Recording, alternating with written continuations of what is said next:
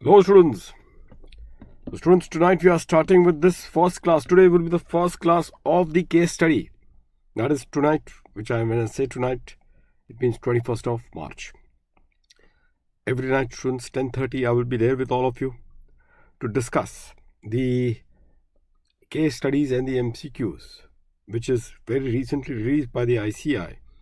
So that is a case study and the MCQ booklet, which we are going to discuss it primarily in this upcoming series of our session, which is going to last for 10 days. You'll join me at 10:30 p.m. at every night. So that is the timing which I'm reserving for you. 10:30, maybe 1.5 hours will be the duration in which we are going to cover up comprehensively these case studies and the MCQs. So students, I'm sharing the link of this particular lecture in the description box. Just go with the link and use the code CADS always in this particular platform. See you then, students. Do take care. Bye-bye.